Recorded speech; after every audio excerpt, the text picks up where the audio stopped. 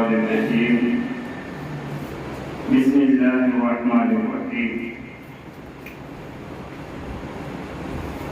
قال الله تبارك وتعالى في القرآن العظيم لقد كان لكم في رسول الله أسوة حسنة صدق الله مولانا العظيم وصدق رسوله النبي الأمين الكريم ونحن على ذلك من الشاهدين والشاكرين والحمد لله رب العالمين. عزیزان ملت اسلامیہ، آگے میں نے جس آیت کریمہ کی تلاوت کا شرف حاصل کیا ہے، لقد كان لكم في رسول الله أسوة حسنة، جس کا سیدھا سادہ اور عام مفہوم یہ ہے کہ تمہارے لیے رسول اللہ صلی اللہ علیہ وسلم کی زندگی نمونہ عمل ہے۔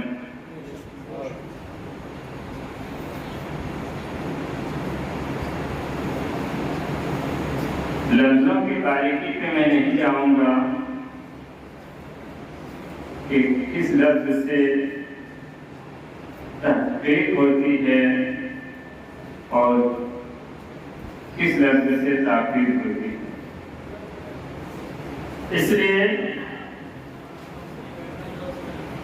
موت اس لیے مدعے پر گفتگو سے قبل زندگی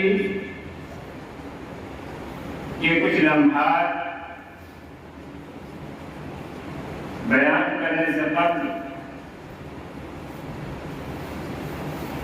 میں کچھ دیر موت کو بھی یاد دلا دوں کہ موت بھی ایک دن آنی ہے۔ قرآن کریم میں رب کائنات ارشاد فرماتا ہے کل نفس ذائقۃ الموت، ہر نفس کو موت کا مزہ چکھنا۔ کہیں فرماتا ہے اینما تکونوا یدرککم الموت، کہ تم کہیں بھی چلے جاؤ، چھپ جاؤ، تم جہاں بھی رہو، یدرککم الموت، موت تمہیں پا لے گی۔ وَلَوْ كُنْتُمْ فِي بُرُوجٍ مُشَيَّدَةٍ، اگرچہ تم مضبوط قلعے میں چھپ جاؤ، کیوں نہ تم شیشے کا محل بنا دو، لیکن ایک دن تمہیں موت آنی ہے۔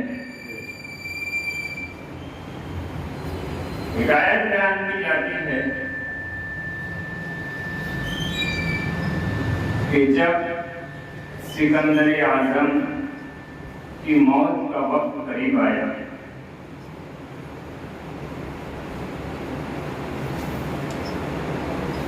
سکندر نام سے دو بادشاہ گزرے،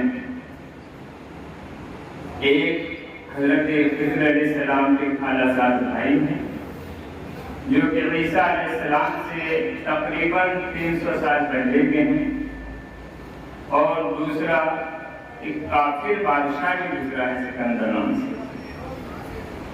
تو خیال رہے کہ جو خضر علیہ السلام کے چاچا خالہ زاد بھائی ہیں، ان کا قرآن کی تشریح اور تفسیر وغیرہ میں ذکر ملتا ہے، میں انہی کے بارے میں بتا رہا ہوں۔ کہتے ہیں کہ جب ان کے موت کا وقت قریب آیا تو انہوں نے 3 وصیتیں کی۔ پہلی وصیت کہ عصر حاضر کے یعنی اس وقت کے موجودہ جتنے بھی بڑے بڑے حکیم،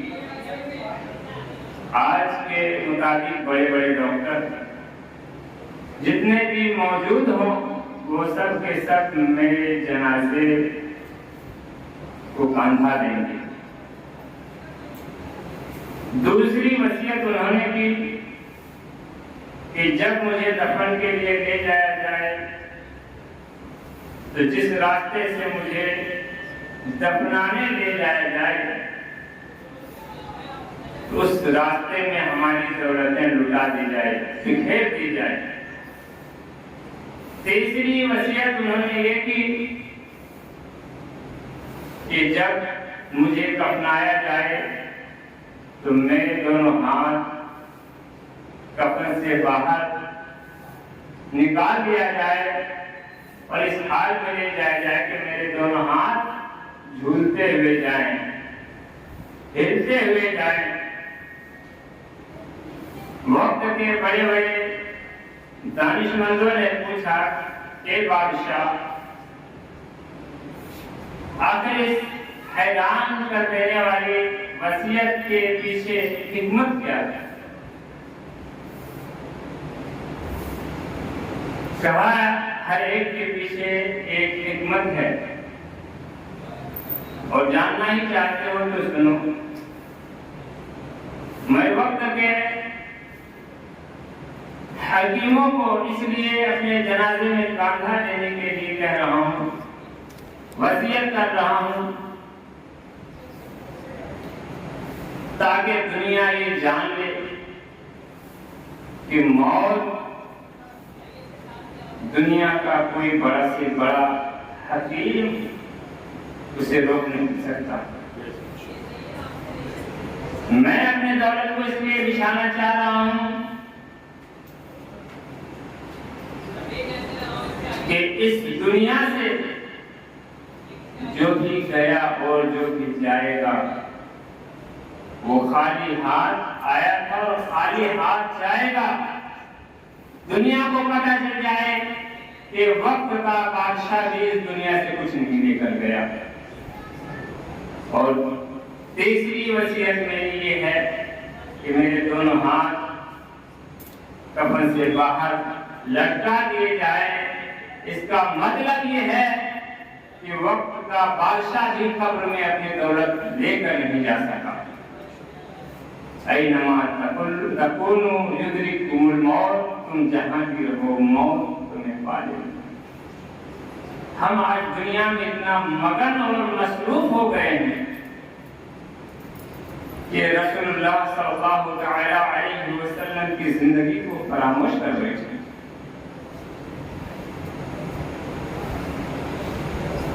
آج ہم دنیاوی زندگی پر دھیان دیں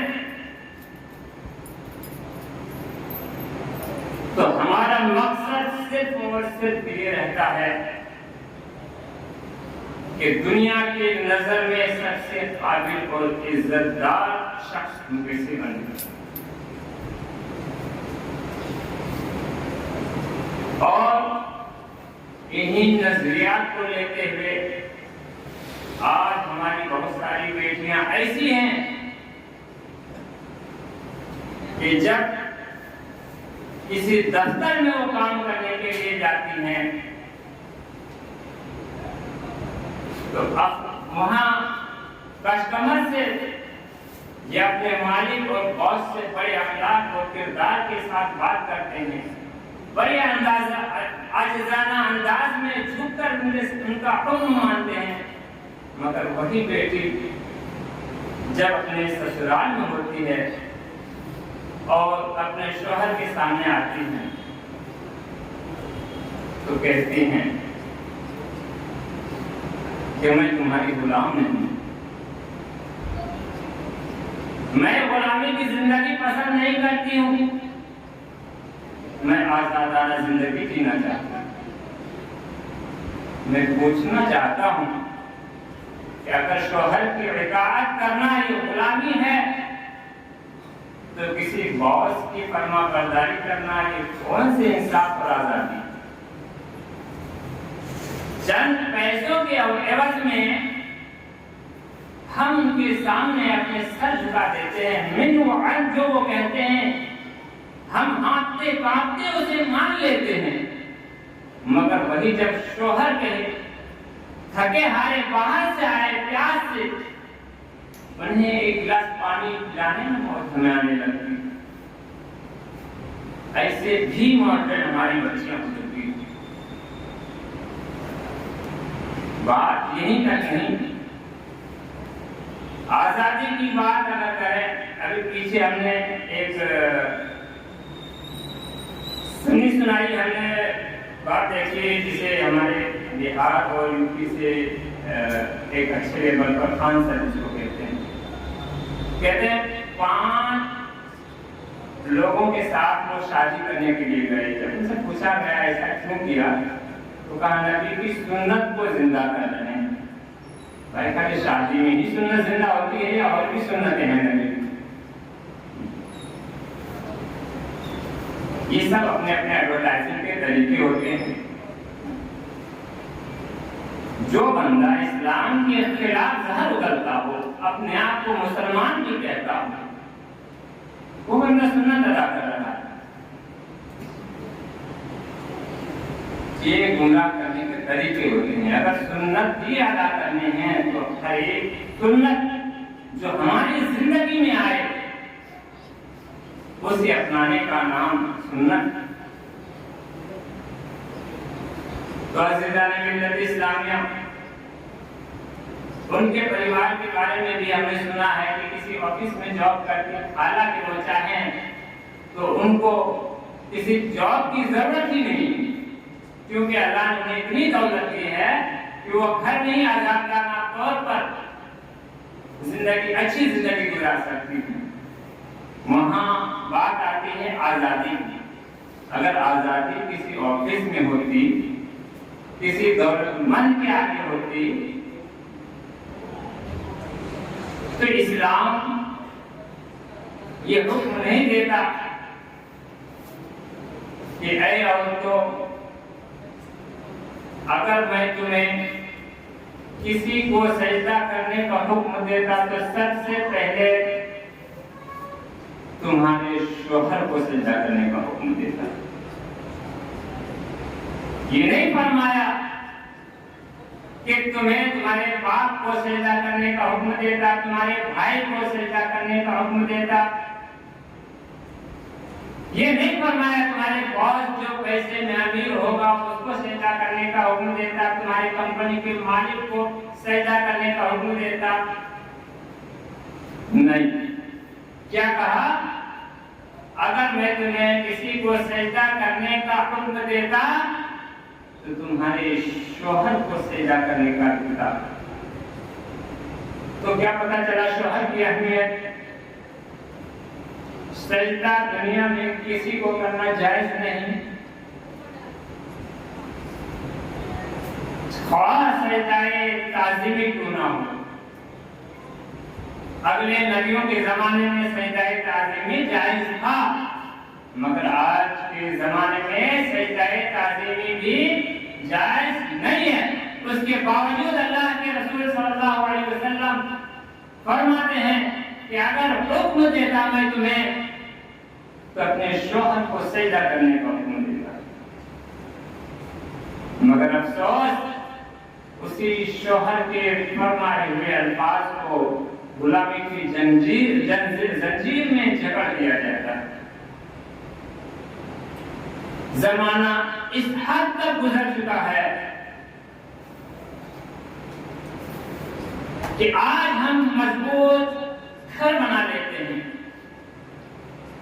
مضبوط کھڑکیاں بنا لیتے ہیں، پیرا نما دیواریں بنا لیتے ہیں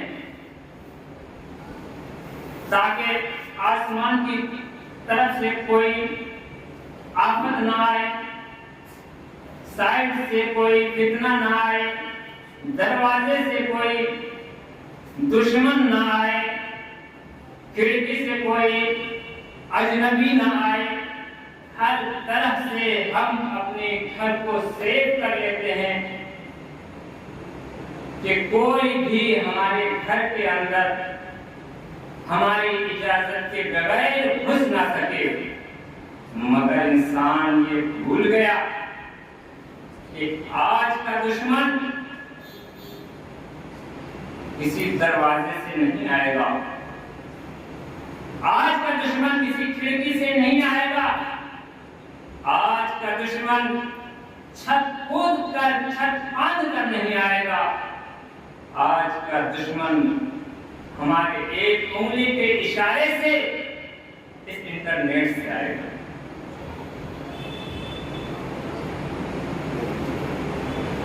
جس زمانے میں یا کسی اگلے زمانے میں سمجھا جاتا تھا کہ اگر ہمارے گھر کا دروازہ مضبوط ہے، کھڑکیاں مضبوط ہے، دیواریں اور چھت مضبوط ہے، تو ہمارے گھر کوئی غیر محرم گھس نہیں سکتا، لیکن آج خود ہمارے گھر میں ہزاروں غیر محرم گھسے ہوئے ہیں اور یہ کسی دروازے سے نہیں آئے۔ آج اسی ایک انگلی کے اشارے سے نہ جانے کتنے کتنے بڑے سے بڑے کارنامے انجام دیے جاتے ہیں اور نہ جانے کتنے برے سے برے کارنامے انجام دیے جاتے ہیں۔ آج جس دشمن کو ہم روکنے کے لیے بڑے بڑے محل بنا لیتے ہیں، یہ وہ دور نہیں ہے کہ اپنے دشمن کو ہم کسی محل اور دروازے اور قلعے سے روک سکیں۔ اس دشمن کو، اس فتنہ کو اگر روکنا ہے تو اپنی کردار سے روک سکتے ہیں، اپنے اخلاق سے روک سکتے ہیں۔ آج جب ہم اپنے گھر میں دشمن بٹھا رکھتے ہیں اور اس دشمن کے فریب کاری کو ہم خوبصورتی سمجھیں تو ظاہر سی بات ہے دھوکہ تو کھائیں گے، مگر یہ دشمن کسی بچے کے ہاتھ سے چھین لینے سے اجنبی گھر سے نہیں نکلے گا۔ اس کے نکالنے کا طریقہ یہ ہے کہ آپ اپنی اولادوں کو صحیح تربیت دیجیے، صحیح اخلاق دیجیے۔ تعلیم ہم اسکول میں بھی دیتے ہیں، لیکن جب اسکول کے بچے جب راستے میں آتے ہیں تو آپ کو کسی کو لاٹھ مارتے ہوئے، غصہ مارتے ہوئے نظر آئیں گے، ایک دوسرے کو گالی گلوچ کرتے ہوئے نظر آئیں گے، ایک دوسرے کو چھیڑتے ہوئے نظر آئیں گے۔ تعلیم تو وہاں سے بھی مل جائے گی، تعلیم تو بڑے بڑے یونیورسٹیوں سے بھی آپ حاصل کر لیں گے، مگر اخلاق اور تربیت یہ ہر جگہ نہیں مل سکتی، یہ آپ کو اپنے گھر سے دینا پڑے گا۔ آپ خود میں اخلاق پیدا کیجیے، خود کا کردار سدھاریے، آپ کو دیکھ کر آپ کے بچے سیکھیں گے۔ اگر ہم نماز نہیں پڑھ رہے ہیں، اپنے بچے کو بولتے جاؤ بیٹا نماز پڑھ کے آ جاؤ، تو بچہ تو آ جائے گا یہاں پہ، لیکن آپ کے ایکٹیویٹیز آپ کے بچے کے دماغ میں ہے کہ میرا باپ کیا کر رہا ہے۔ ایک وقت وہ نماز میں آئے گا، لیکن کسی وقت وہ آپ کی ایکٹیویٹیز کو بھی فالو کریں گے۔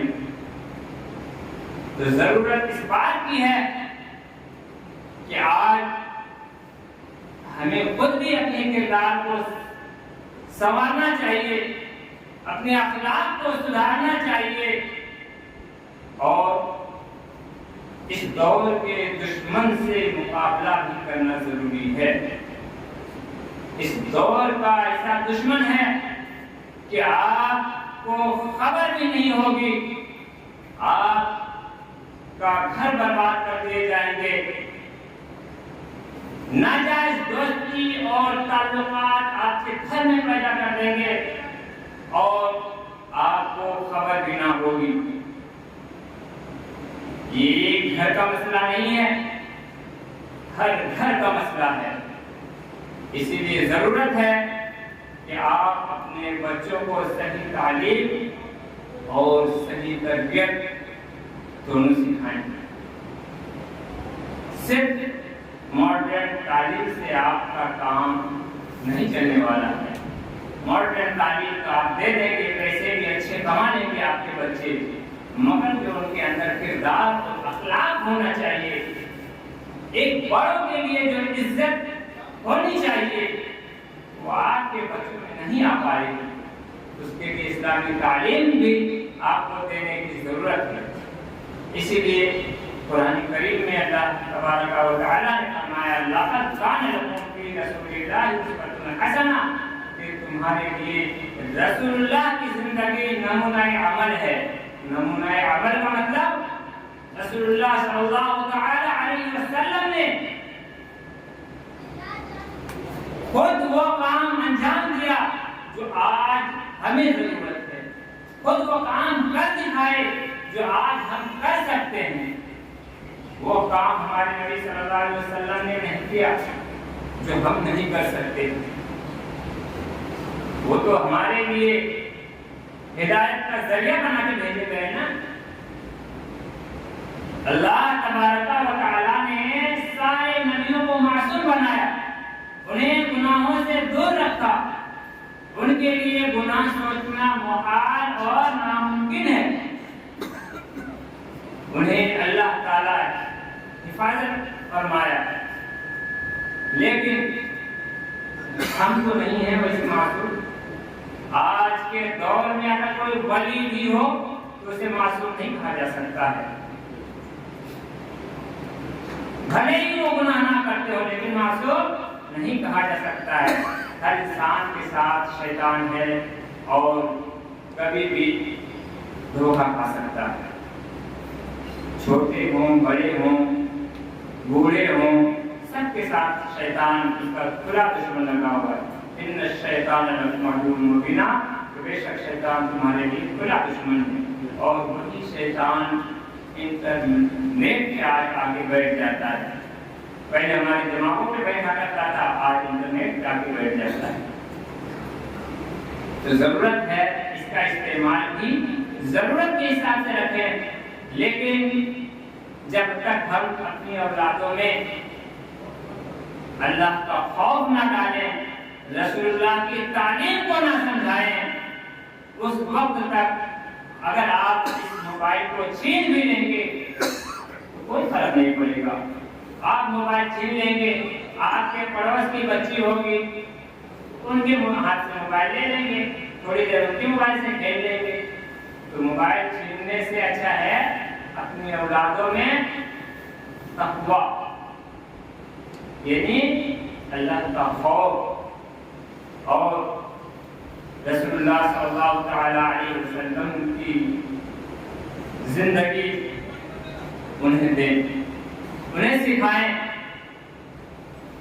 ہزاروں نوجوان آج کے ٹائم پہ ہمارے اسی راستے میں بھٹکے ہوئے ہیں۔ ہم گھر سے آتے ہیں بڑے جذبہ اور شوق کے ساتھ، کسی کے تو ماں باپ زمینیں بیچ کر بھیج دیتے ہیں پڑھنے کے لیے، مگر جب یہاں آتے ہیں تو آنے کے بعد ایک نئی دنیا اس کو نظر آتی ہے، اور اس دنیا کے پیچھے لگا دیتے ہیں اپنا وقت، اور 4 سال 5 سال برباد کر کے واپس گھر چلے جاتے ہیں اور کہتے سرکاری نوکری نہیں دی۔ افسوس کہ جو وقت ہم کسی غیر محرم اجنبیہ لڑکی کے پیچھے لگا لیتے ہیں، وہ وقت اگر ہم کسی کرسی کے خالی لگا لیتے تو آج اس کرسی پر آپ ہوتے۔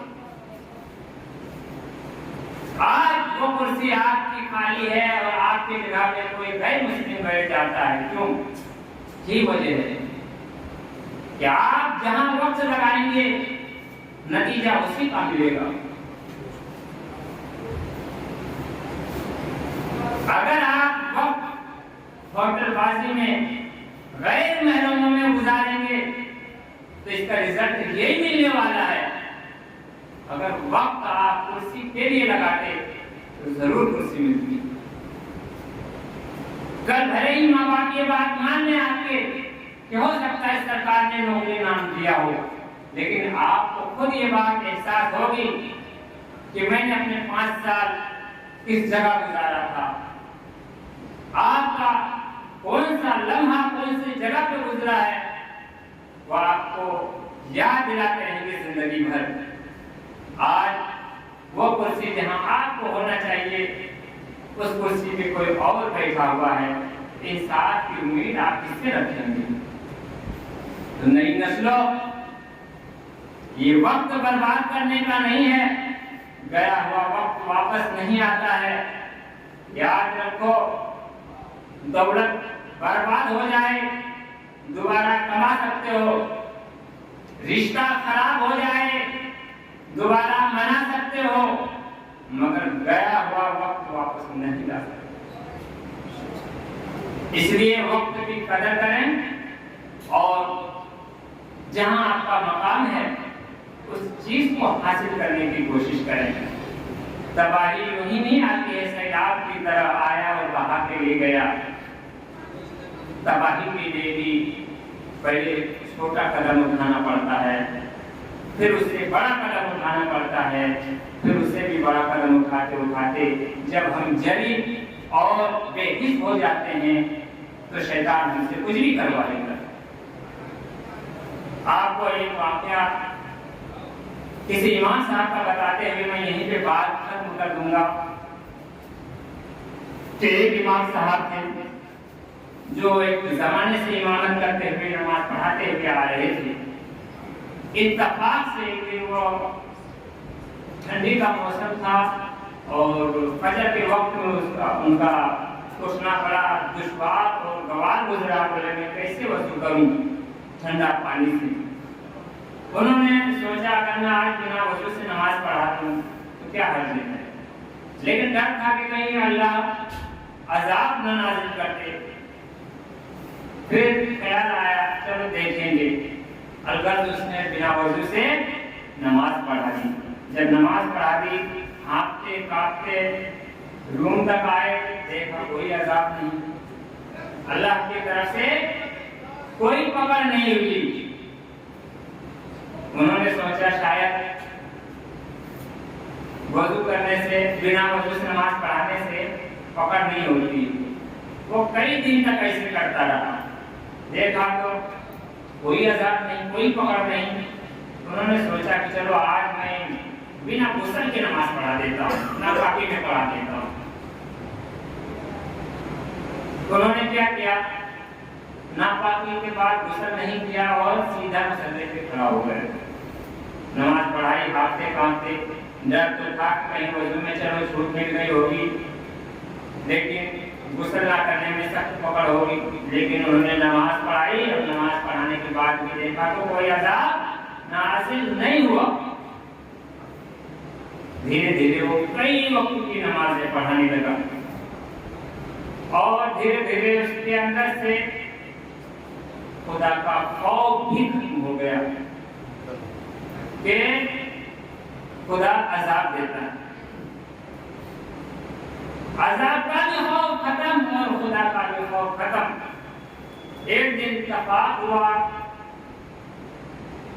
कि उसने कहा इस्लाम में न कोई सजा है न कोई पकड़ है, इससे अच्छा तो हमारा पुराना दीन था, दीन मूसवी था, इससे अच्छा तो हमारा यहूदी का दीन था। अलगत उसने इस्लाम को उसी वक्त अलविदा कह दिया और यहूदियत को अपना लिया। नतीजा क्या निकला